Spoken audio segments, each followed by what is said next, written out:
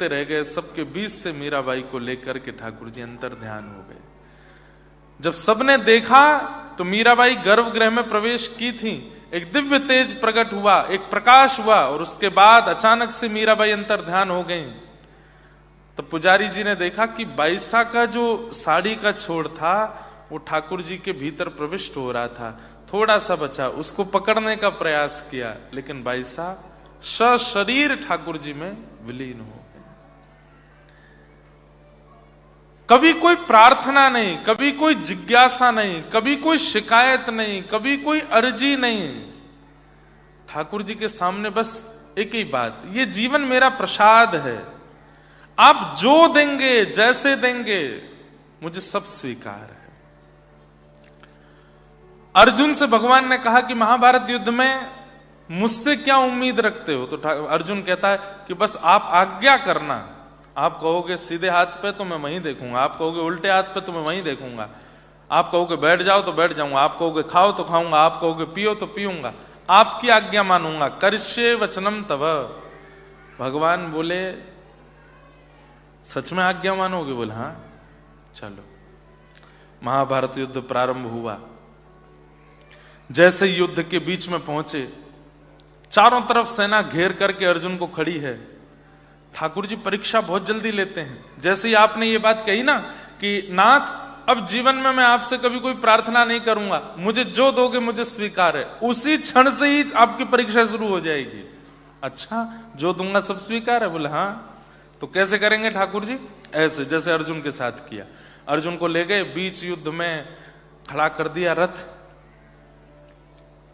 चारों तरफ से सेना खड़ी है बाण लेकर के, और उसी समय ठाकुर जी कहते हैं अर्जुन तेरा रथ आगे नहीं बढ़ रहा है। बोले क्यों?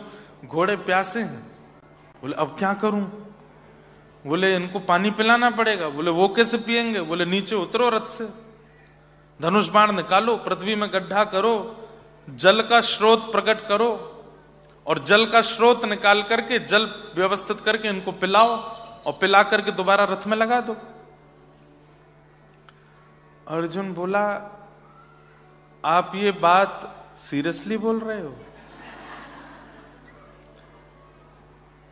नाथ आनंद मत लीजिए मुझसे, रात में आनंद ले लीजिएगा, थोड़ा मजाक आदि सब बाद में करते हैं, ये क्या युद्ध मैदान के बीच में क्या कह रहे हो? भगवान बोले तो फिर क्यों बड़ी बड़ी बातें कर रहा था कि करिष्ये वचनम तव, जो कहोगे सो करूंगा।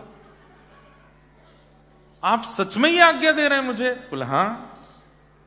क्या करना है दोबारा बताना? बोले नीचे उतरो, धनुष पे बाण लगाओ, पृथ्वी में गड्ढा करो, और गड्ढा करके जल निकालो। अब जल कोई ऐसे तो निकल नहीं जाएगा कि खोद दिया जल आ गया, 10 फीट पे, 15 फीट पे, 20 फीट पे जहां पानी होगा तब निकलेगा। उस पानी को निकाल के घोड़ों को पिलाओ, पिला करके दोबारा रथ में लगा के बैठ जाओ। अर्जुन बोले सब छन्नी बना देंगे मुझको, इन सबका एक ही केंद्र बिंदु है मैं। ठाकुर जी बोले तो फिर द्वारिका से यहां ला करके मेरा समय बर्बाद क्यों किया, जब मेरी बात ही नहीं माननी है तो। अर्जुन उसी क्षण स्तब्ध हो गए, कूद पड़े रथ से, और 1 बाण, 2 बाण, 3 बाण पृथ्वी में गड्ढा करके जल का स्रोत प्रकट किया, घोड़ों को खोल करके जलपान कराया, पुनः घोड़ों को लगा दिया। कितनी देर लगी होगी? 1.5-2 घंटे तो लग गए होंगे, लेकिन 1 बाण भी नहीं था जो अर्जुन को स्पर्श कर पाया। घोड़ों को बांधते समय अर्जुन ने सोचा इन पांडवों ने मुझसे कुछ कहा क्यों, ये कौरवों ने मुझे मारा क्यों नहीं? अर्जुन ने जब कौरवों की ओर देखा तो सब खड़े थे, और सब धनुष बाण लेकर के अर्जुन को ही केंद्र बिंदु बना के खड़े थे। बोले चलाते क्यों नहीं है, क्या बात है? जैसे अपने रथ के ऊपर देखा तो श्याम सुंदर जो हाथ में चाबुक लेकर के बैठे थे, त्रिभंग ललित श्याम सुंदर ऐसे मदन मोहन बन के खड़े हो गए हैं। इतना सुंदर रूप उन्होंने धारण कर लिया कि कौरव भूल गए कि हमको अर्जुन को मारना है। सब ठाकुर जी को देखने में व्यस्त हो गए। कोई उनके नेत्र देख रहा था, कोई नासिका देख रहा था, कोई गाल देख रहा था, कोई केश देख रहा था। सब ठाकुर जी के रूप को देख रहे थे, भूल गए कि हमको अर्जुन को मारना है। जैसे ही अर्जुन ने भगवान की ओर देखा, ठाकुर जी बोले इशारा करके दौड़ के बैठ, क्या देख रहा है?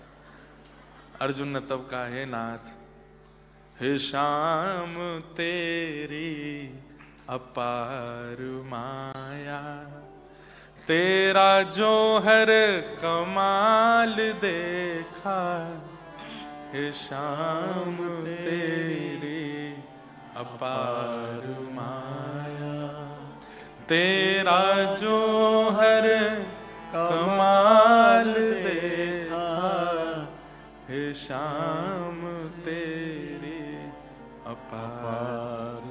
एक देखो, कई लोग कहते हैं भगवान कृष्ण की वाणी का डिकोड करना है, भगवत गीता के श्लोकों को डिकोड करना है, भक्ति को डिकोड करना है, ये सब कोड वर्ड्स हैं, इनको डिकोड कभी नहीं कर पाओगे।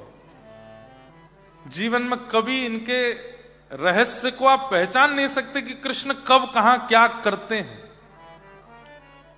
आप तो केवल चरणों में प्रणाम करके कहो, नाथ मैं आपका हूं, अब चाहे जैसे मेरे साथ करो, मुझे सब स्वीकार है। आपको भयभीत करने के लिए, आपको थोड़ा आनंद दिलाने के लिए कभी कभी बहुत भयंकर परिस्थिति प्रकट कर देंगे, लेकिन घबराना नहीं, इनके चरण छोड़ना नहीं, इनका हाथ छोड़ना नहीं, पकड़ के रखना। एक तरफ दलदल है, एक तरफ सूखा रास्ता है, अगर कृष्ण का हाथ पकड़ा होगा ना तो दलदल में से लेके जाएंगे आपको, चलो इसमें बहुत बढ़िया रास्ता है, इस पर चलो। जैसे ही आप कूदोगे सुई यहां तक धस जाओगे, एक श्याम सुंदर ये कहां गिर दिया, तब ठाकुर जी को मजा आ रहा है, चलो। परिस्थिति जैसी भी आ जाए, बस एक चीज याद रखना, इनको छोड़ना नहीं, इनके प्रति कभी अविश्वास लाना नहीं, इन पर कभी संशय करना नहीं। पहले तो मैं केवल कथा करता था, लेकिन मैं अब आप बीती बोल सकता हूं कि इन पर कभी संशय करना नहीं। ये जो सोचते हैं, जो करते हैं, कभी कभी घबराहट जैसी तो होती है, लेकिन ये निकाल ले जाते हैं, हर परिस्थिति से बचा लेते हैं। और इसी को व्रज की परंपरा की भक्ति का एक स्वरूप कहते हैं। आप ठाकुर जी से कुछ ना मांगो, राजी रहो, हमारे व्रज का एक पद है, राजी रहो, आप दोनों बस राजी रहो, प्रसन्न रहो। संसारी व्यक्ति में और भक्त में अंतर क्या है? संसारी व्यक्ति अपनी प्रसन्नता की कामना ठाकुर जी से करता है, और वृंदावन चंचरीक भक्त ठाकुर जी को प्रसन्न करने की भावना रखता है। मेरे रोने से जो तुमको आए हंसी, तुम्हें रो रो के तुमको, अब हमको कष्ट देने में सुख मिल रहा, ठीक है कष्ट दे लो, आप प्रसन्न रहो, आप राजी रहो। हमारे पंडित श्री गया प्रसाद जी महाराज, गिरिराज जी कितने लोग गए आप में से? गोवर्धन,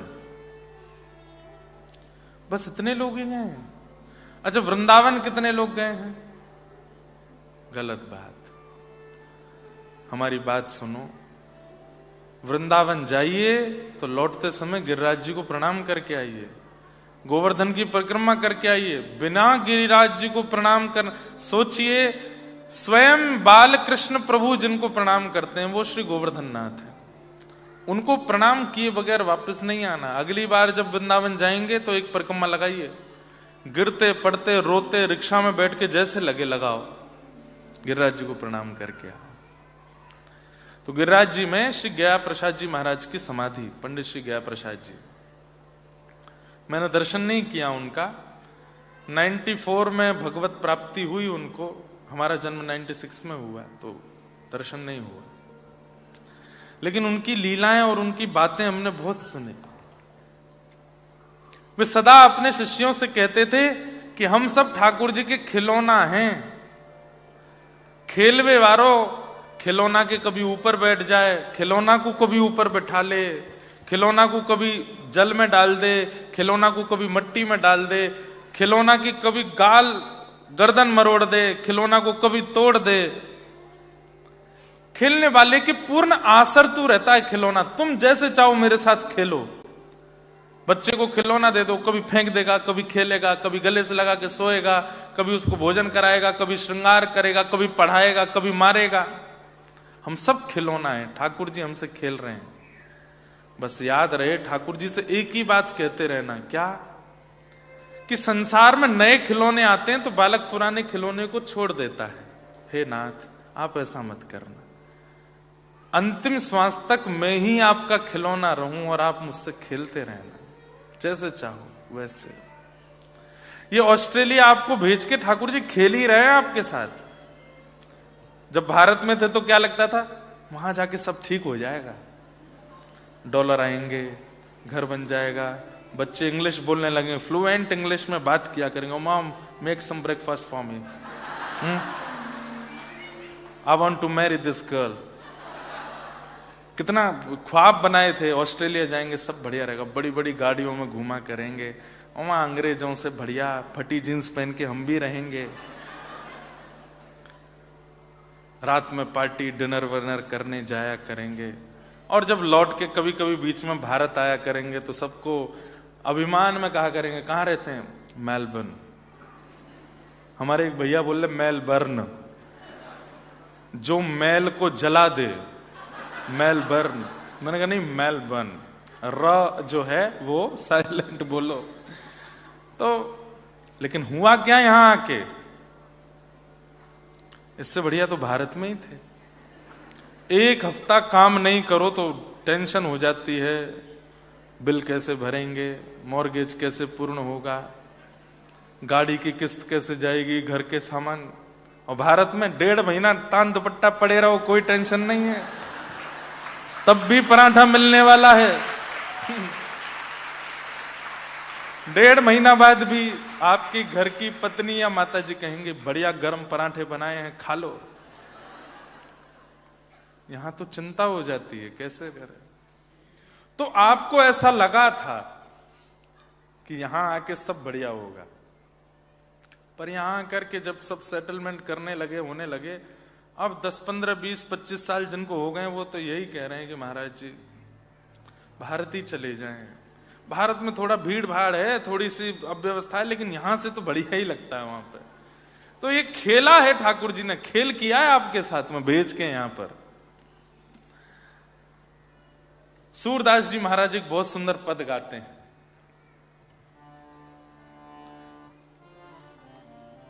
नाचो बहुत गोपाल अब मैं, नाचो बहुत गोपाल, ओ नाचो बहुत गोपाल अब मैं, नाचो बहुत गोपाल। काम क्रोध को पहर चोलना, काम क्रोध को पहर चोलना, कंठ विषय की माल, कंठ विषय की माल। अब मैं नाचो बहुत गोपाल, अब मैं नाचो बहुत गोपाल, अब मैं नाचो बहुत गोपाल, अब मैं नाचो बहुत गोपाल। बहुत नाच लिए नाथ संसार में, अब बस अपने चरण में रखो और कुछ नहीं चाहिए। तो ये वृंदावन रस भक्ति है। इसका प्रथम सूत्र क्या है? सबसे पहला सूत्र वृंदावन रस भक्ति का ठाकुर जी से संबंध। दूसरा सूत्र विश्वास, ठाकुर जी से भरोसा कभी टूटे ना, चाहे जैसी परिस्थिति आ जाए। और तीसरा समर्पण, पूर्ण समर्पित हो जाओ। और चौथा, कभी कुछ मत कहो, जो हो रहा है, जो होगा सब बढ़िया होगा। संसार को लगता होगा कि ये तो बहुत अनर्थ हो गया इनके साथ में, नहीं, आप ये कहो नहीं नहीं, ठाकुर जी ने कुछ सोच के ही किया होगा, कुछ बढ़िया ही उन्होंने आगे के लिए विचार किया होगा। ठीक है, मुझे स्वीकार है, जो मेरे साथ हुआ मुझे सब स्वीकार है। नाथ आपका प्रसाद है, और प्रसाद सदैव कल्याणकारी होता है। इस प्रकार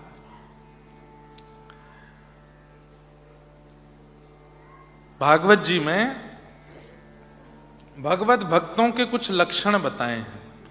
इन्हीं लक्षणों में हम कुछ ब्रज के भक्तों के भाव सुनेंगे, और इन लक्षणों को आप ढूंढिएगा कि ये आपके अंदर ये लक्षण हैं कि नहीं है। सबसे पहला, उत्तम भक्त उत्तम क्वालिटी का कौन सा? हम आपको बिजनेस तो सिखाने आए नहीं हैं, डॉलर कैसे और ज्यादा कमाए जाएं ये सब व्यास मंच से नहीं बताना चाहिए। कई जगह भारत में व्यासपीठ पर भी ऐसी ऐसी बातें बताते हैं, घर के व्यापार की वृद्धि कैसे हो। अरे ठीक है, वो तो आप सब लोग कर ही लोगे संसार में। भक्ति में वर्धन कैसे हो और कितनी प्रकार की भक्ति होती है, क्या क्या उनमें ध्यान रखने वाली बातें होती हैं, कितनी कैटेगरीज होती हैं, हम कौन सी कैटेगरी में हैं, ये ध्यान से सुनो। उत्तम, सबसे उत्तम भक्त का लक्षण क्या है? सर्वभूतेषु यः पश्येत्, श्रीमद् भागवत जी में, सर्वभूतेषु यः पश्येत् भगवद्भावमात्मनः भूतानि भगवत्यात्मन् एष भागवतोत्तमः। सब लोग इधर देखो, ध्यान से सुनो। उत्तम भक्त का लक्षण क्या है? कह तो मैं दूंगा, लेकिन आप लोग कहोगे महाराज जी प्रैक्टिकल बात नहीं है ये। जो सब में हरि को देखे वो उत्तम है। हमारे वृंदावन के एक रसिक हुए श्री हरिराम व्यास जी, जिनका एक प्रसिद्ध पद लगभग सबको याद होगा, किशोरी तेरे चरणन की रज पाऊं, बैठी रहूं कुंजन के कोने, श्याम राधिका गाऊं। हरिराम व्यास जी का एक स्वभाव था कि वो सब में हरि को देखते। जैसे कोई व्यक्ति अगर थोड़ा हत्ता तगड़ा है, थोड़ा मोटा है और पेट वेट बाहर निकला हुआ है और थोड़ा गाल वाल भी चब्बी हैं, खूब जो है भारी भरकम शरीर है, दुनिया के लोग क्या कहें, देखो पृथ्वी पर बाहर घूम रहा है। पर हरिराम व्यास जी कहते, वाह जय हो, ऐसे लग रहे हैं कि साक्षात गजानन महाराज, गजेंद्र श्री गणपति जी पधारे हैं, लंबोदर महाराज की जय हो। उस भाव से प्रणाम करते। कभी देखते कि कोई बहुत क्रोधी व्यक्ति घूम रहा है, सबको डांटता फटकारता हुआ घूम रहा है, सब लोग कहते अरे बड़ा क्रोधी है। हरिराम व्यास जी कहते परशुराम जी हैं, क्रोधी नहीं है, परशुराम जी। कभी देखते बड़े सौम्य, चुप रहते हैं, कुछ बोलते नहीं, सब में हाँ जी हाँ जी हाँ जी, ऐसे स्वभाव वाला व्यक्ति।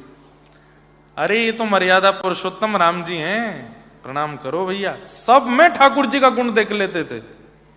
कोई बहुत नटखट चप्पल लेन वाला, कभी इधर कभी उधर, कभी इधर कभी उधर, उसको देख के अच्छा ये तो बालकृष्ण प्रभु हैं हमारे, एक रस एक स्थिर नहीं रहते।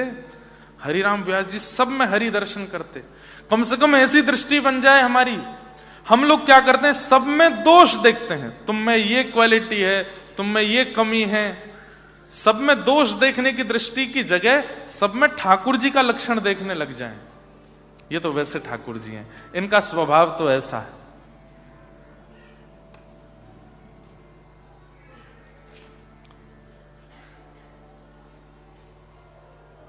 एक व्यक्ति हमारे मित्र हैं,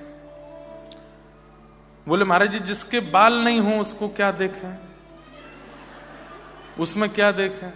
मैंने कहा वामन भगवान है, अभी अभी जनेऊ करा के आए हैं बस एक शिखा रखने की देरी है तो वो भी हो जाएगा। ऐसा कोई स्वरूप है ही नहीं जो हम लोगों में हो, ठाकुर जी वे स्वरूप के ना हो। आजकल दाढ़ी मूछ भी रखते हैं, फैशन है, सब लोग रखते हैं। देखो खाटू श्याम भगवान दाढ़ी मूछ रखते हैं, उनके भी, ठाकुर जी के भी दाढ़ी है, ठाकुर जी के भी मूछ है। सर्वभूतेषु यह पश्येत भगवत भाव मात्मना, सब में भगवत भाव रखो। लेकिन ये संभव नहीं है, मैं जानता हूं ये संभव नहीं है। तो फिर क्या करें? सब में ठाकुर जी को नहीं देख सकते तो कम से कम किसी में अवगुण मत देखो, किसी में दोष मत देखो, गुण देखने का प्रयास करो। नामाचार्य श्री हरिदास ठाकुर, ध्यान से सुनिए, एक मुस्लिम परिवार में जन्मे, लेकिन ठाकुर जी ने उनको पकड़ लिया और इतना हरिनाम गाते, इतना भगवान नाम गाते कि एक दिन जिस क्षेत्र में वे थे बंगाल में, वहां के राजा ने, वो भी मुस्लिम थे, उसने अपने सब म्लेच्छ सेना को भेज दिया। बोले कि ये जो काफिरों के भगवान का नाम गाता है, इसके हाथ पैर बांध करके, हाथों में हथकड़ियां, पैरों में बेड़ियां बांध के पूरे नगर में दौड़ा दौड़ा करके कोड़ों से मारो, ताकि कल को कोई भी हमारे यहाँ का हमारी निंदा करने वाले लोगों की बातें भी जब मेरे सामने आती हैं कि आपके बारे में ऐसे बोल रहे थे, हम कहते कोई बात नहीं, उसमें भी एक गुण देखो, उसकी कोई अच्छाई तो होगी। और ये भागवत जी की कृपा है कि ऐसे गुण बन पाते हैं। सब में गुण देखो, किसी में दोष नहीं। उत्तम व्यक्ति का लक्षण है, वो सब में अच्छाइयां देखता है, और धीरे धीरे अच्छाइयां देखते देखते देखते देखते दृष्टि में एक क्वालिटी आ जाएगी कि जहां देखेगा उधर श्याम सुंदर दिख जाएंगे। कई ऐसे मेरे मित्र हैं वृंदावन के, उनको कहीं ना कहीं ठाकुर जी दिखते हैं, वो फोटोज भी खींचते हैं। कोई वृक्ष देखेंगे उसमें आकृति दिख जाएगी, सामान्य को नहीं दिखी, उनको दिख जाएगी। बादल देखेंगे, बादल में आकृति दिख जाएगी। पत्थर देखेंगे, पत्थर में आकृति दिख जाएगी। ये कपड़ों में सरवट आ जाती है, हम लोगों को लगेगा उनको वहां भी ठाकुर जी की आकृति दिख जाती है। व्यक्ति विशेष में ठाकुर जी का भाव दिखने लगता है। गुण देखने से भगवत दर्शन की प्रारंभिक सीढ़ी प्रारंभ हो जाती है। उत्तम नहीं बन सकते तो मध्यम बनने का प्रयास करो। मध्यम क्या? मध्यम कौन? ईश्वरे तदधीनेषु बालशेषु द्विषस्तु च प्रेम मैत्री कृपापेक्षा यह करोति समध्यम। मध्यम भक्त कौन है? ध्यान से सुनो। वैसे ये मेलबर्न वाला सेशन इतना बढ़िया लग रहा है हमको। आपको कागज पेन लेके बैठना चाहिए, लिखने वाला, ये क्वालिटीज हैं, ये सब निर्माण करना चाहिए। पर अच्छा, आप लोगों की मेधावी बुद्धि है, याद कर लोगे ना जल्दी हैं? कल एग्जाम ले लें आप सबका। 2 दिन में क्या सुना है हमने? वैसे ही कल मंडे है, एग्जाम की बात सुन के और कम लोग आएंगे।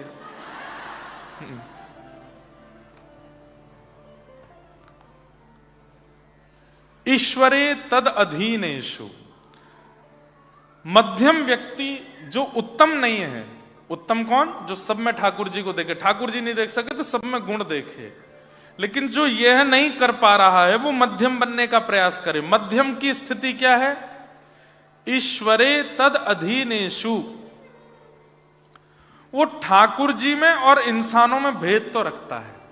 ठाकुर जी, इंसान इंसान है। हमारे आचार्य चरण, जिस परंपरा में हमारी दीक्षा हुई, श्री रामानुजाचार्य, तो रामानुजाचार्य जी के दामाद थे, उनका नाम था लालाचार्य। क्या नाम था? श्री लालाचार्य जी। बहुत सुंदर चरित्र, ध्यान से सुनना। तो श्री लालाचार्य जी रामानुजाचार्य जी से दीक्षा ली उन्होंने। तो दीक्षा लेने के बाद उन्होंने एक दिन आचार्य चरण से पूछा कि आप अपने शिष्य को कुछ आज्ञा दीजिए। तो रामानुजाचार्य जी ने आज्ञा दी, सब में ठाकुर जी का दर्शन करो, सब में परमात्मा को देखो। तो लालाचार्य जी बोले, गुरुदेव क्षमा, आपकी आज्ञा काटना तो नहीं चाहिए मुझे, लेकिन मैं जो बात है वो स्पष्ट कह दूं। क्या? मैं भगवान को सब में नहीं देख सकता। इंसान इंसान है, भगवान भगवान है, मैं उनको कैसे देख लूंगा साथ में? तो रामानुजाचार्य जी बोले, मुझे ये बात बहुत अच्छी लगी आपकी। ये कई लोग होते हैं ना कि गुरु ने कुछ कह दिया, कर तो नहीं सकते, लेकिन जबरदस्ती दिखाने के, हाँ गुरुदेव आप तो बस आज्ञा करो, जो कहेंगे वो करने को तैयार हैं, आप तो बस कहने की देरी करो। ऐसी बड़ी बड़ी बातें नहीं की, आपने स्वीकार किया कि मैं नहीं कर पाऊंगा। सब लोग इधर देखो, ध्यान से सुनो। तो लालाचार्य जी बोले कि मैं सब में परमात्मा को नहीं देख पाऊंगा। कोई और आज्ञा कर दीजिए।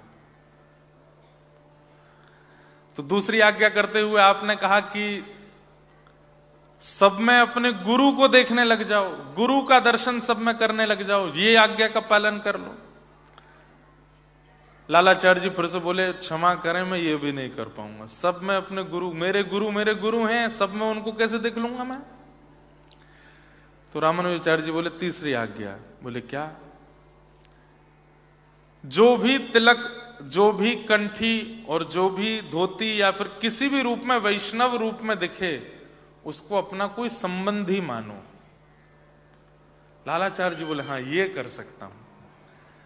भले ही नाम नहीं जानते, पहचानते नहीं है, गांव नहीं पता, कुछ नहीं, पर जो भी वैष्णव भेष में दिख जाए उसको अपना कोई संबंधी मान लो। ये काम कर लो? बोले हाँ ये कर लेंगे। बोले बस हमारी आज्ञा है, आज के बाद तिलक धारण करने वाले, शिखा धारण करने वाले, गले में कंठी पहनने वाले, धोती पहनने वाले वैष्णव कहीं से भी हैं, उनको तुम अपना संबंधी मानोगे। लालाचार्य जी बोले ठीक है। लालाचार्य जी की स्थिति ऐसी हो गई कि जैसे ही कोई तिलकधारी दिखता ना, तो अपनी पत्नी से बोलते, देखो अभी क्या हमारे छोटे भाई आ रहे हैं, तो थोड़े युवा दिखते, थोड़ा अच्छा शरीर होता है, युवा हैं, तो देखो हमारे छोटे भाई आ रहे हैं, तुम्हारे देवर आ रहे हैं। नाम नहीं पता है, गांव नहीं पता है, लेकिन पहुंच जाते। आइए आइए आइए भैया, कब आए? तो सामने वाला कहता, आप कौन? अरे हम दोनों बचपन के बढ़िया भाई हैं, दूर के भैया हूं मैं तुम्हारा, हमारा परिवार एक ही है। बोले कैसे, थोड़ा बताओ तो, हमारा परिवार एक। बोले बाद में बात करेंगे, घर चलो पहले। घर लेकर के आते, पैर धोते, घर में बिठाते, भोजन कराते, उनके अंग पर इत्र लगाते, इतना उनका सम्मान करते कि वो व्यक्ति भूल ही जाता पूछना कि हम भैया कैसे हैं दोनों। 2-4 दिन खातिरदारी करते, ठीक है भैया अगली बार जरूर आना। बोले हाँ आऊंगा। कोई वयोवृद्ध दिखते, तिलक गले में कंठी पहने दिखाई देते, पत्नी से कहते देखो घूंघट कर लो। बोले क्यों? तुम्हारे चाचा ससुर जी आ रहे हैं। मतलब जो तिलकधारी है, जो शिखा सूत्रधारी है, जो वैष्णव भेष में है, वो मेरा है। ये लालाचार्य जी ने नियम ले लिया। एक बार की बात, पूरे नगर में हल्ला जैसा फैल गया था कि लालाचार्य जी के तो सब संबंधी हैं, तिलकधारी हों, कंठीधारी हों, धोतीधारी हों, सब इनके ही हैं। अच्छा आप एक बात सुनेंगे हमारी, आज भी संसार में ऐसे लोग हैं, पर वो तिलकधारियों को संबंधी नहीं बनाते, वो धोती वालों को, कंठी माला वालों को नहीं बनाते, दाम वालों से संबंध बना लेते हैं। जैसे दिखाई देता खूब दाम है, भैया आप हमको हमारे काका जी जैसे लगते हो, हम चाचा बोल लिया करें आपको? हाँ बोल लो भैया, क्या बुराई है। बहन जी आप तो हमको मौसी जैसी, हमारी मौसी बिल्कुल आपकी जैसी दिखती थी, पता है ना कि मर्सिडीज से उतरे हैं बाहर, आप तो मौसी हो हमारी। मौसी जी, अब तो दूसरा कोई पूछे ये तुम्हारे भतीजे हैं? नहीं वो हमको धर्म की मौसी बना लिया उसने। वो धर्म की मौसी नहीं है, दाम की मौसी है, दाम के चाचा, दाम के जीजा जी।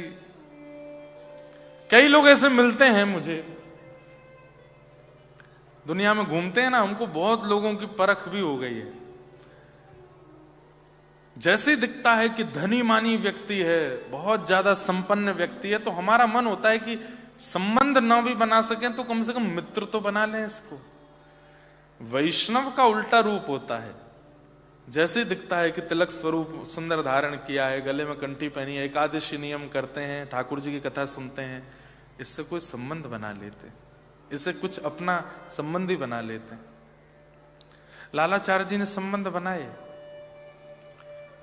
एक बार उनकी पत्नी कावेरी जी में जल भरने के लिए गई थी, और उनकी सब सहेलियां तो मजाक करती रहती थी, आज कोई नहीं आ रहे तुम्हारे देवर, ससुर जी या भैया, कोई तो आ रहे होंगे घर पे।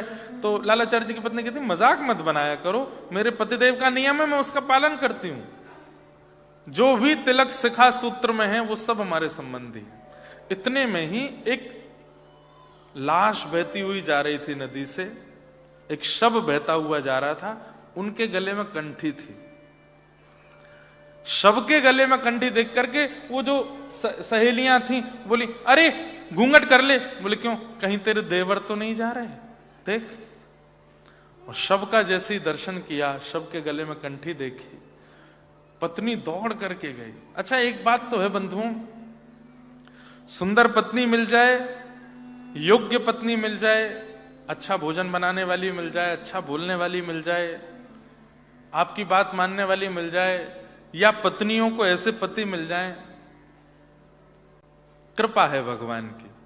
लेकिन आपकी भगवत कार्यों में आपकी सहायता करने वाली पत्नी मिल जाए तो ठाकुर जी ने सबसे बड़ा प्रसाद दिया है आपको। उसके लिए सदा धन्यवाद कहिएगा ठाकुर जी को कि आपने ऐसी पत्नी दी जो संसार के कामों में तो साथ निभाती है लेकिन धर्म कार्य में भी साथ निभाती है। या ऐसा पति दिया जो कथा में लेके जावे, वृंदावन लेके जावे, ठाकुर जी के वैष्णव संग में जावे।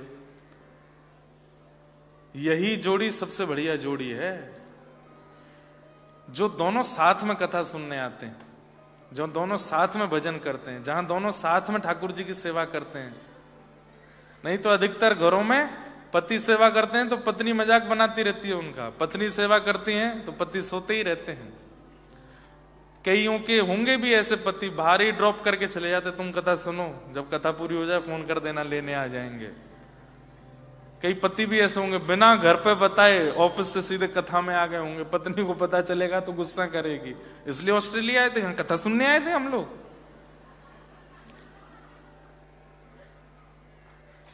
लेकिन दोनों वैष्णव हैं तो ये बहुत बड़ी कृपा है ठाकुर जी की, बहुत बड़ी कृपा है।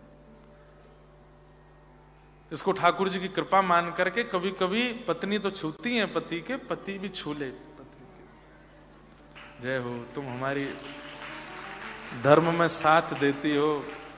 अगर बगल में बैठी हो तो छू लो, दूर बैठी हो तो कथा के बाद छू लेना। ये हंसने वाली बात क्या है? हम किसको प्रणाम करते हैं, हम वंदन किसको करते हैं? जिसके कारण हमारे जीवन में कुछ अच्छा हुआ, जिसके कारण हमारे जीवन में ज्ञान आया, जिसके कारण हमारे जीवन में ठाकुर जी आए, हम उसको प्रणाम करते हैं। कर लो। कईयों के घर में भक्ति नहीं थी लेकिन कोई बालक का ऐसा जन्म होता है, वो बालक उनको भक्त बना देता है। वो बालक पूजनीय है, बालक वंदनीय है।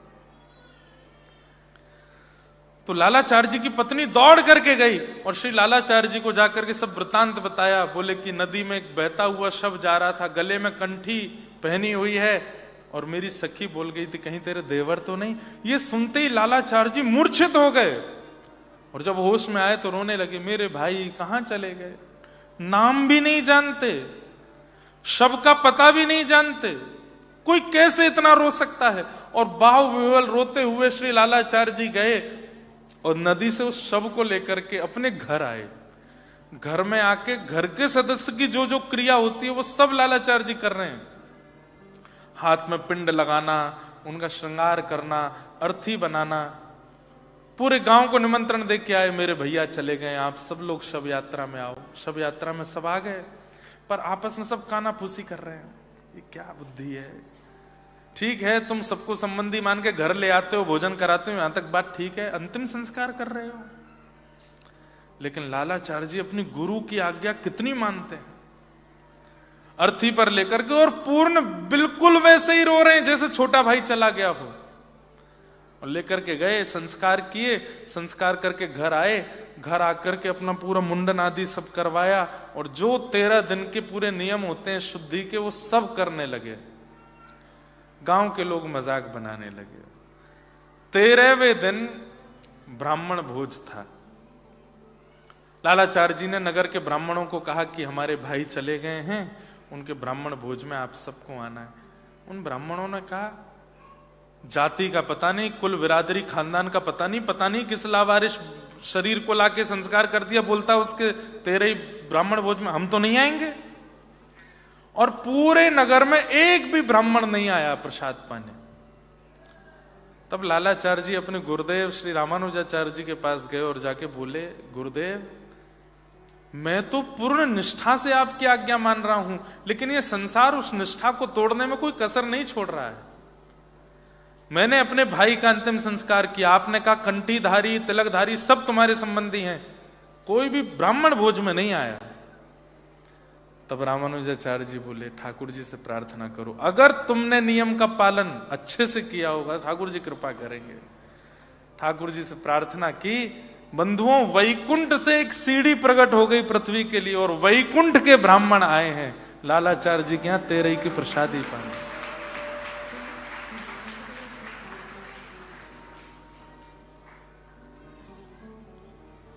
कैसे कैसे आचार्य हुए इस संसार में, कैसे कैसे भक्त हुए। हम लोग कहीं स्टैंड करते हैं इनके आगे? केवल काउंटर को गिना देते हैं, 5000 नाम किए महाराज जी, 2 लाख नाम करते हैं महाराज जी। कुछ नहीं होना है इससे। आपका व्यवहार विचार यदि पवित्र नहीं है, कितना भी नाम कर लीजिए कोई फर्क नहीं पड़ने वाला है। विचारों में, विकारों में, बुद्धि में, स्वभाव में परिवर्तन आना चाहिए। ऐसा ईश्वरे तदधीनेषु बालशेषु द्विषस्तु च प्रेम मैत्री कृपापेक्ष य करोति समध्यम। ईश्वर में प्रेम करे और ईश्वर के अधीन जितने भी भक्त हैं उनसे मित्रता करे, और जो ठाकुर जी से दूर रहते हैं, कथाओं से दूर रहते हैं, मंदिरों से दूर रहते हैं, नाम से दूर रहते हैं, उनसे स्वयं दूरी बना ले। ये मध्यम व्यक्ति का लक्षण है। ठाकुर जी से प्रीति करे, ठाकुर जी के भक्तों से मित्रता करे, और ठाकुर जी से दूरी बनाने वालों से स्वयं दूरी बना ले। तजोरे मन हरि विमुखन को संग, जाके संग कुमति उपजत है, पड़त भजन में भंग। तजोरे मन हरि विमुखन को संग, तजोरे मन हरि विमुखन को संग। उपेक्षा करो उन लोगों की जो ठाकुर जी से दूर करने वाले हैं या दूर रहते हैं।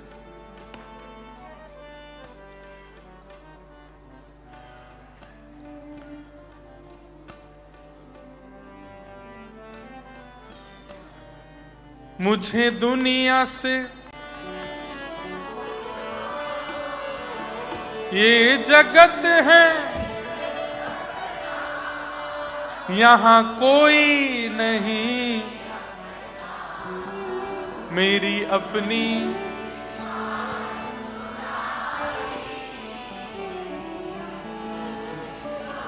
आप लोग गाओ, हम सुनते।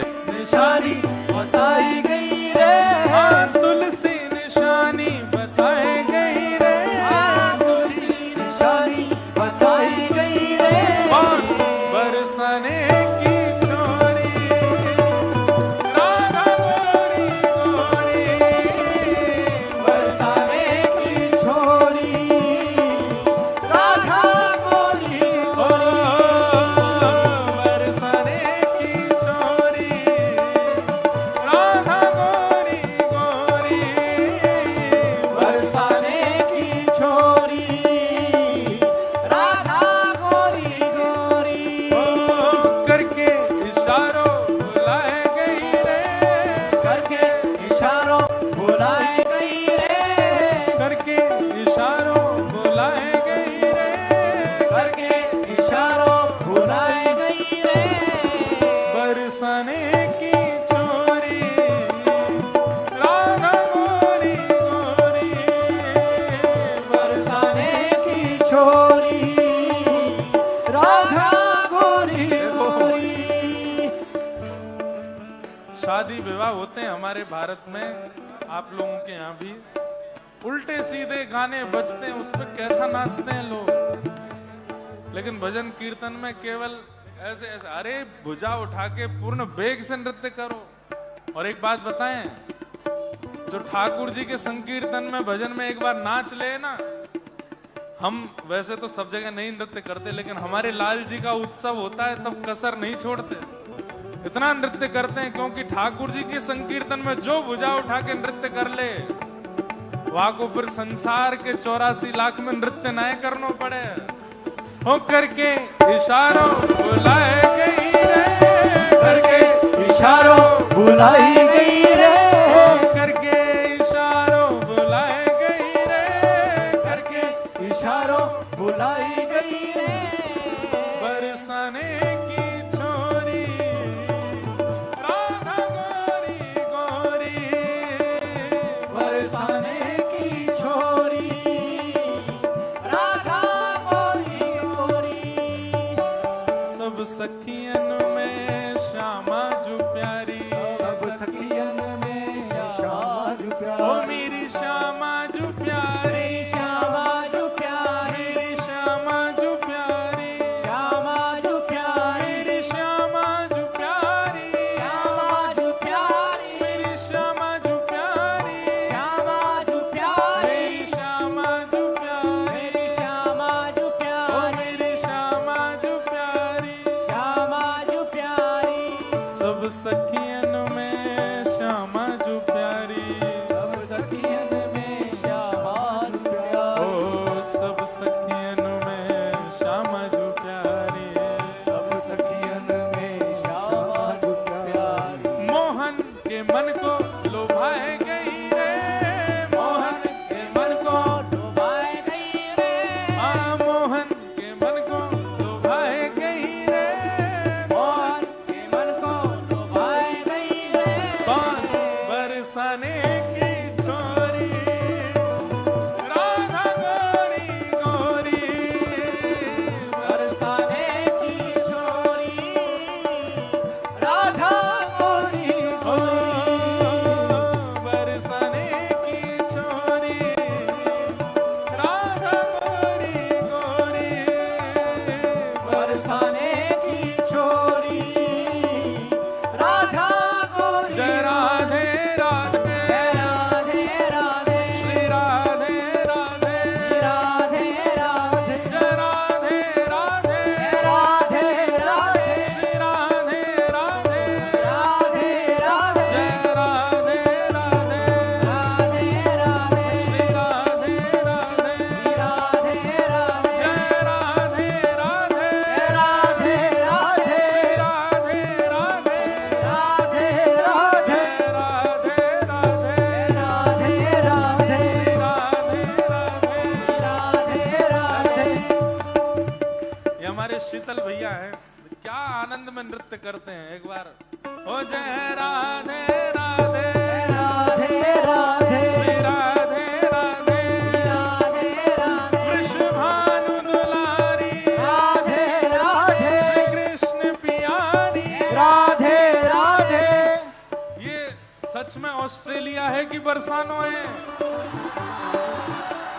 बोलो वृंदावन धाम की, जय है। ओ वृंदावन वारी, राधे राधे, बरसाने वारी, जय राधे राधे, श्री कृष्ण पियारी, राधे राधे, श्री राम दुलारी, राधे ओ राधे, जय राधे राधे, राधे राधे, श्री राधे राधे, राधे राधे, जय राधे राधे, राधे राधे, श्री राधे राधे, राधे राधे, जय जय श्री राम, राधे, जय जय श्री राम, राधे, जय जय श्री राम। जो कान्हा मेरो नाम न जाने, जो कान्हा मेरो नाम न जाने, ओ जो कान्हा मेरो नाम न जाने, जो कान्हा मेरो नाम न जाने, ओ राधा रंगीली बताए गई रे, राधा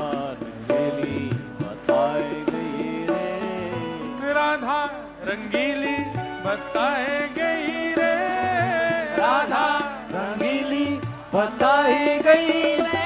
कौन?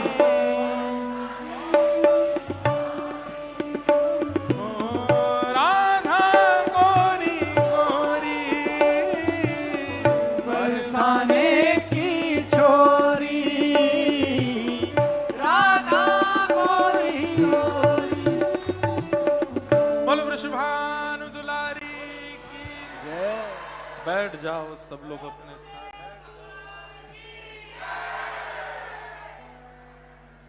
मुझे दुनिया से नहीं लेना देना, मैं तो ये जगत है एक सपना, यहाँ कोई नहीं अपना, हो यहाँ कोई नहीं अपना, हो मेरी अपनी वृषभानु दुलारी, मेरी अपनी वृषभानु दुलारी। हो जहाँ विराजे राधा रानी, हो जहाँ विराजे राधा रानी। ईश्वरे तदधीनेषु बालशेषु दुसस्त्विच, प्रेम मैत्री कृपापेक्षाय करोति समध्यम।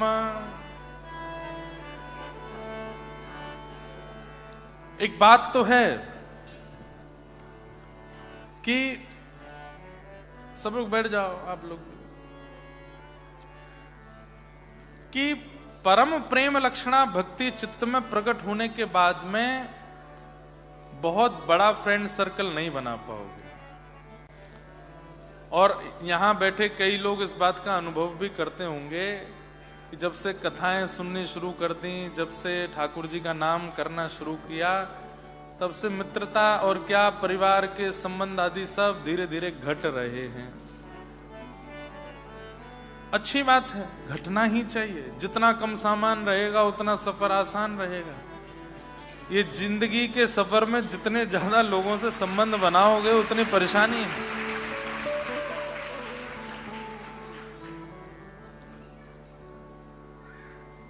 संबंध किससे बनाना है? हरिजनों से। अच्छा, जरूरी नहीं है कि आप ऑस्ट्रेलिया में रहते हैं तो कोई हरिजन मिले उसी को ही अपना मानो। स्वामी श्री हरदास जी महाराज, हितरिवंश महाप्रभु, हरिराम व्यास जी, भक्तिमती मीराबाई, जनाबाई, सक्कूबाई, श्री ज्ञानदेव जी, नामदेव जी, ज्ञानेश्वर माउली, ये जितने भक्तों के चरित्र आप सुनते हो, इनसे भी एक संबंध बना सकते हो। ठाकुर जी के साथ साथ हरिजनों को भी अपना मानिए। जैसे आप हरिवंशी हैं तो हितरिवंश महाप्रभु हमारे आचार्य प्रवर हैं, हमारे सद्गुरु यानी पिता हैं। स्वामी श्री हरदास जी बोले हितरिवंश महाप्रभु जी के समकालीन ही हैं। स्वामी श्री हरदास जी ये हमारे कौन हैं? बोले हमारे ताऊ जी हैं। हरिराम व्यास जी कौन है? बोले हमारे चाचा हैं। अच्छा, गुसाई श्री विठलनाथ जी कौन है? बोले हमारे सखा हैं। सूरदास जी कौन है? हमारे मित्र हैं। मीराबाई कौन है? हमारी सखी हैं, हमारी बहन है। इस प्रकार ठाकुर जी के साथ साथ भक्तों से भी संबंध बना लीजिए।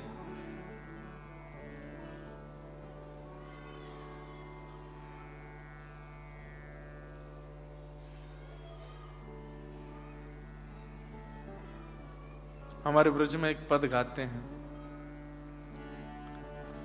हरि हम कब होंगे ब्रजवासी, हरि हम कब होंगे ब्रजवासी। कब मिले हैं वह सखी सहेली, कब मिले हैं वह सखी सहेली। हरिवंशी हरिदासी, हरिवंशी हरिदासी। हरि हम कब होंगे ब्रजवासी, हरि हम कब होंगे हरि हम कब होंगे ब्रजवासी। हरि हम कब होंगे ब्रजवासी। कब मिली है वह सखी सहेली हरिवंशी हरिदासी। भगवान के जितने भक्तों के चरित्र आप सुनते हैं उनसे भी एक संबंध बना लीजिए। संसार से क्या बनाना संबंध, सबके चित्र अपने घर में रखो। जैसे आप मंदिर, अभी मैं कईयों के घर जाता हूं, सबके घर में ठाकुर जी हैं। जहां जहां वो धामों में जाते हैं, जगन्नाथ जी का चित्र भी लाए हैं, द्वारिकाधीश का चित्र भी लाए हैं, बद्री विशाल भगवान का चित्र भी होता है। दक्षिण में कहीं गए तो वहां के चित्र भी, ठीक है, बहुत है। अब एक सेक्शन बनाइए घर में, मंदिर का ही एक दीवार का सेक्शन ऐसा बनाइए, उस बोर्ड पर केवल भक्तों के चित्र। जिन जिन भक्तों की आप कथा सुनते हैं और उनसे इंस्पायर होते हैं, उनका चित्र वहां लगा लीजिए।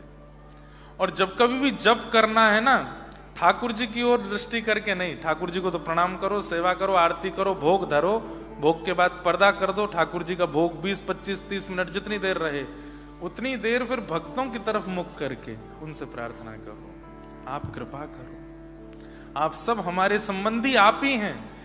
ये जो इंस्टाग्राम पे अपने जितने दोस्त बनाए, व्हाट्सएप पे जितने दोस्त बनाए, फेसबुक पे जितने दोस्त बनाए, वो सब तो भक्ति में आने के बाद छोड़ देंगे आपको। अब इनको मित्र बनाइए, इनको सखा बनाओ। उस बोर्ड का नाम रख दो, जैसे फेसबुक है ऐसे भक्त बुक, उसमें सारे भक्तों के चित्र इकट्ठे करना प्रारंभ करो। और जब जब आपके घर पर कोई आवे पूछे कौन, तो बोले समय हो तो पूछना, नहीं तो नहीं। क्यों?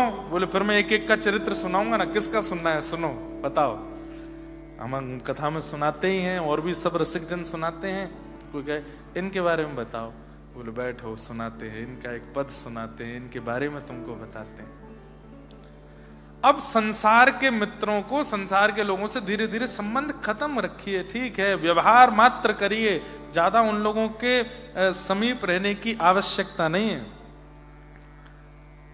कब मिले हैं वह सखी सहेली, कब मिले हैं वह सखी सहेली, हरिवंशी हरिदासी, हरिवंशी हरिदासी।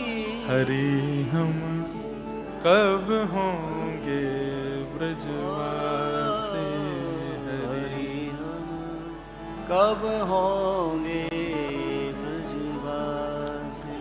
ठाकुर नंद किशोर हमारे, ठाकुर नंद किशोर हमारे, ठकुरानी राधासी, ठकुरानी राधासी। हरि हम कब होंगे ब्रजवासी, हरि हम कब होंगे ब्रजवासी। वंशी वट की शीतल छैया, वंशी वट की शीतल शैया, सुभग नदी यमुना सी, सुभग नदी यमुना सी। जाकी वैभव करत लाल सा, जाकी वैभव करत लाल सा, करमीत कमलासी, करमीत कमलासी। हरि हम कब होंगे ब्रजवासी, हरि हम कब होंगे ब्रजवासी। ये भी हरिराम व्यास जी का पद है। इतनी आस व्यास की पुजबऊ, इतनी आस व्यास की पुजबहु, वृंदावन वृंदाविपिन विनाशी हरि हम कब होंगे ब्रजवासी, हरि हम कब होंगे। तो जो साधन कल बताए, जो साधन आज बताए, ये यदि कर लिए जाएं, आप तन से रहेंगे ऑस्ट्रेलिया में, पर मन में व्रज बस जाएगा। और आप इस बात को अन्यथा मत समझिए, ये बात बिल्कुल सटीक है, बिल्कुल स्पष्ट है कि व्रज को माहौल चाहिए, व्रज वहीं प्रकट हो जाता है। कई लोग वृंदावन जाते हैं और लौट के आते, पूछो कैसा लगा, क्या बताएं, बहुत भीड़ थी, बहुत रिक्शा चल रहे थे, बहुत टम टम टिर्रियां चल रही हैं, लोग भीड़ ही भीड़ भरी पड़ी है। मतलब वृंदावन जाके भी उनको वृंदावन का अनुभव नहीं हुआ। एक महापुरुष जैसे वृंदावन पहुंचे, सीमा में प्रवेश करते ही रुदन करने लगे। बोले क्यों? बोले जहां देख रहा हूं वहीं श्याम सुंदर ठाड़े बंशी बजा रहे, जिधर दृष्टि डाल रहा हूं वहीं प्रिया जी का अनुभव हो रहा है। इसका मतलब क्या है? प्रकट वृंदावन में पहुंच के भी वृंदावन उन्हीं को दिखेगा जो अधिकारी हैं, अनधिकारियों को नहीं दिखता है। अनधिकारियों को लस्सी दिखती है, कचौड़ी दिखती है, रिक्शा दिखते हैं, बंदर दिखते हैं, बंदर फिर वो चश्मा लेके भागते हैं तो फ्रूटी दिखती है। प्रकट वृंदावन में यही इतना, बस इतना दिखता है। अब प्रकट वृंदावन में और कुछ नहीं दिखता। जित देखूं उतित श्याममयी, ये देखो श्याम, ये देखो श्याम, यही तो है मेरे जीवन। वृंदावन में यदि अधिकारी बन करके गए, ऐसा हो, नैनाभिराम बंक मुस्कान, नैनाभिराम बंक मुस्कान, बोह मरोड़ लजावत काम, बोह मरोड़ लजावत काम, ये देखो श्याम, ये देखो श्याम, यही तो है मेरे जीवन प्राण। ये देखो श्याम, ये देखो श्याम, यही तो चित्रा सखी, उनके प्रसंग का ये पद बहुत सुंदर है। चित्रा सखी का पद प्रसंग। मुझे आज किसी ने कहा, महाराज जी लीला सुनाओ कुछ, प्रकट हो तो सुना। मैं सब जगह नहीं प्रकट हो पाते, अब होगी, मैं जबरदस्ती नहीं सुनाऊंगा, मन में भाव आएगा कोई सुनाने का तो सुनाऊंगा। तो अधिकारी बनिए। अब उत्तम व्यक्ति का हमने लक्षण सुन लिया, दूसरे का क्या बताया? ईश्वर से प्रेम करे, ईश्वर से प्रेम करने वालों से मैत्री करे, और ईश्वर से दूर रहने वालों से दूर रहे। ईश्वरे तदधीनेषु बालशेषु दुषस्ति च प्रेम मैत्री कृपापेक्ष यह करोति समध्यम। हाँ, एक बात और, जो ठाकुर जी को जानना चाहते हैं पर जानते नहीं हैं, उन पर कृपा करके उन्हें बतावे।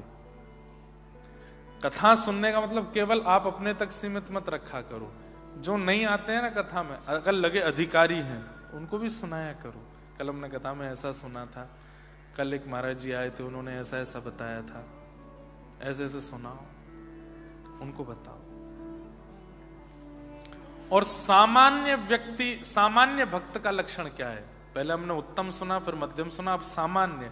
सामान्य भक्त का लक्षण क्या है? वो मूर्ति में ही बस अपनी श्रद्धा रखता, और कहीं नहीं।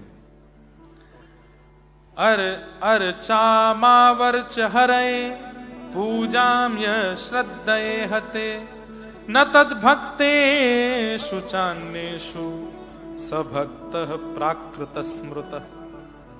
जो केवल भगवान की मूर्ति पूजा में भरोसा करता है, बाकी हरिजनों में, हरि भक्तों में, वैष्णवों में, ब्रजवासियों में किसी में बुद्धि नहीं रखता, ऐसा भक्त कौन है? सामान्य। उसको केवल मूर्ति पूजा में ही सुख मिलता है, ये शंकर जी हैं, ये महादेव हैं, ये भगवान हैं, कृष्ण हैं, ये दुर्गा हैं, अम्बा हैं, जगदम्बा, बस इनके अलावा बाकी सारा संसार, बोले सब ऐसे ही है। बस इस प्रकार की बुद्धि रखे वो सामान्य, जो केवल भगवान में ही श्रेष्ठ बुद्धि रखता है, बाकी सबको तो ओछा समझता है, वो सामान्य भक्त है। अब यहां उत्तम भक्तों के और भी कई लक्षण बताए हैं। जो उत्तम श्रेष्ठ भक्त जो ठाकुर जी को प्रिय हैं, उनके और क्या क्या लक्षण हैं। भगवान श्री कपिल देव भी श्रीमद् भागवत में अपने भक्तों के लक्षण बताते हैं। वाग्गदगदा द्रवते यस्य चित्तम रुदत्य भीक्षणम हसति क्वचिच्च विलज्ज उद्गायते नृत्यते च मद्भक्ति युक्तो भुवनम पुनातु। व्रज में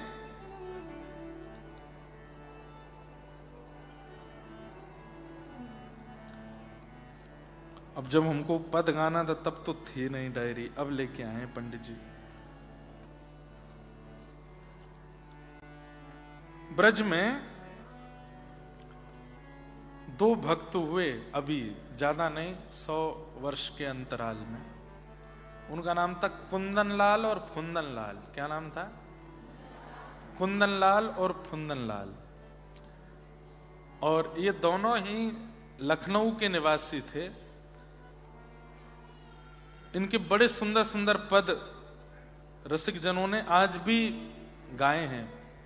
वृंदावन में जब आप श्री राधा रमण जी दर्शन करने के लिए जाएंगे तो राधा रमण जी के मंदिर से पूर्व आपको निधिवन मिलेगा, और निधिवन से पहले आपको एक मंदिर मिलेगा जिसको शाह जी का मंदिर कहते हैं। हमारे वृंदावन में उसको टेढ़े खंबा भी कहते हैं, टेढ़ो खंबा, क्योंकि वहां ऐसे टेढ़े मेढ़े खंबे हैं, इसलिए ब्रजवासी उसको टेढ़ो खंबा मंदिर के हैं। लेकिन वैसे वो शाह जी का मंदिर है। ऐसा हमारे अभी जब जगन्नाथपुरी में कथा थी तो हमारे सबसे बड़ी जो मेरी बहन है वो राधा रमण जी के गोस्वामियों में ब्याही हैं। तो हमारे जीजा जी हमारे साथ में थे, तो अनुराग गोस्वामी जी, तो वो बता रहे थे वो मंदिर कुंदन लाल जी ने पहले राधा रमण जी के लिए बनवाया था, पर गोस्वामी जनों ने कहा कि हम राधा रमण जी का घेरा छोड़ के नहीं जाएंगे, इसलिए वहां नहीं विराज। इतना बड़ा मंदिर है, मेरे ख्याल से सबसे बड़ा मंदिर होगा वृंदावन का। एक दिन उसका कमरा खुलता है, बसंती कमरा, साल में एक ही दिन खुलता है, बसंत पंचमी के दिन लोग बाग दर्शन करने जाते हैं। कुंदन लाल फुंदन लाल, इनका नाम दीक्षा के बाद में हो गया श्री ललित किशोरी जी। इनके बड़े सुंदर सुंदर पद हैं। दो भैया थे और दोनों को ही ठाकुर जी ने ऐसा पकड़ा, बहुत बड़े खानदान से, लखनऊ से आते थे। इनके दादाजी ने राधारमन लाल जी का जो वर्तमान मंदिर है वो भी सिद्ध करवाया, बनवाया। लेकिन आपने जब युवावस्था आई, जिस समय बिगड़ने की पूरे लक्षण हो सकते थे, उस समय वृंदावन के ठाकुर जी ने इनको पकड़ा और तब खूब सुंदर सुंदर पद ये गाते थे।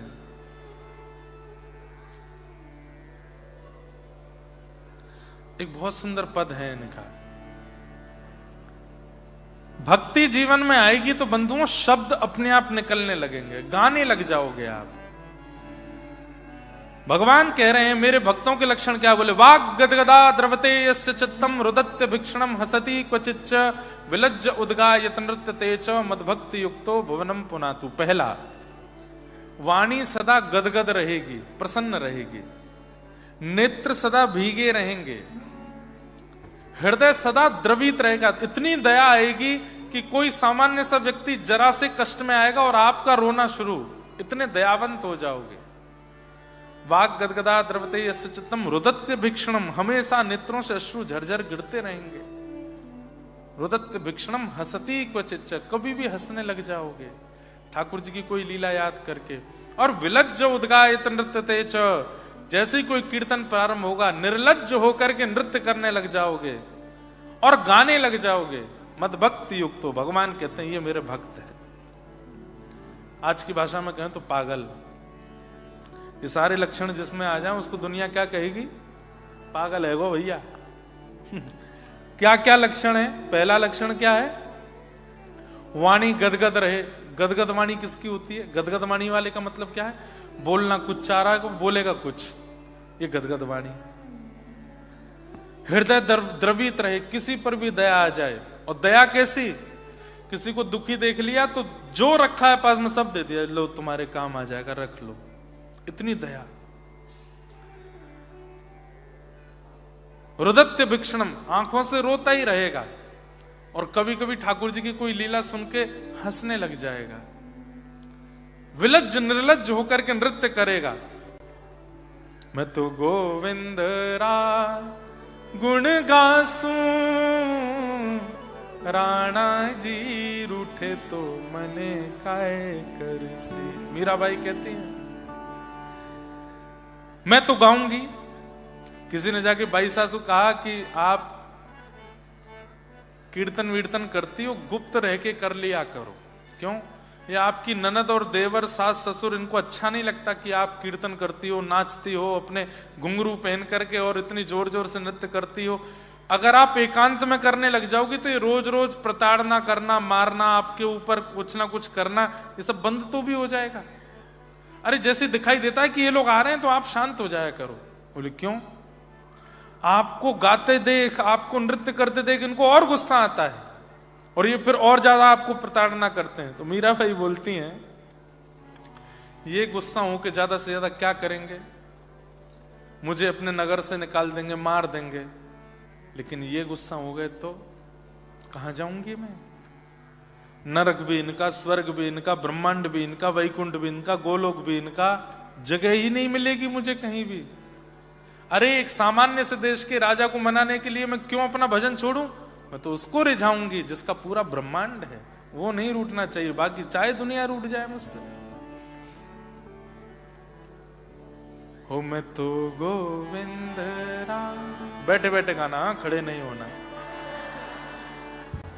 हो मैं तो गोविंद राम गुण गासूं, राणा जी रूठे तो मने काय करसी। मैं तो गोविंद रा गुण गासूं, राणा जी रूठे तो मने काय करसी। एक बार, पिछली बार भी ऑस्ट्रेलिया में होते होते रह गया था, लेकिन एक बार कनाडा की बात होगी। हम किसी के घर गए थे और महाराज वो पूरा घर पहुंचने में मुझको रात हो गई, 10 बज गए, 10-11 बज गए। पूरे घर में कीर्तन चल रहा था। पिछले वर्ष भी होने वाला था ऐसा, लेकिन हुआ नहीं। और महाराज बच्चे लिए मजीरा बजा रहे हैं, मृदंग बजा रहे हैं, उछल उछल के। महाराज जी आ रहे हैं हमारे घर और कीर्तन करें। मेरा वहां स्वागत हो रहा था, इतने में ही सायरन बजा, पुलिस आ गई। तो स्वागत तो धरा रह गया और पुलिस वाले ने आकर के महाराज वहां जांच पांच बैठा दी पूरी। मैं भी घर के बाहर ही खड़ा था। वो सब घर के लोग आ गए, सबके वो उनके PR चेक कर, उनके ये चेक कर, वो कर। उसने कहा हुआ क्या?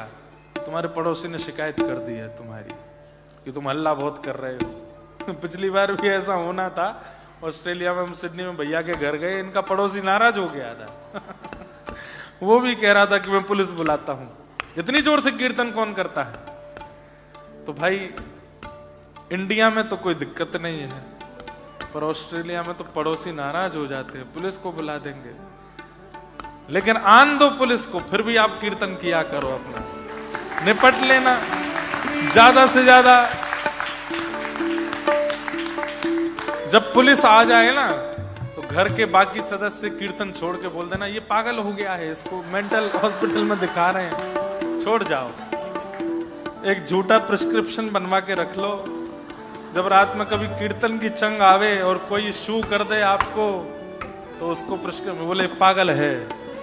इस पे एक आध दिन ही करता है हफ्ते में, रोज रोज नहीं करेगा। जब वो चला जाए भीतर आके आप भी ओ मैं तो गोविंद गुण गासूं, तो मन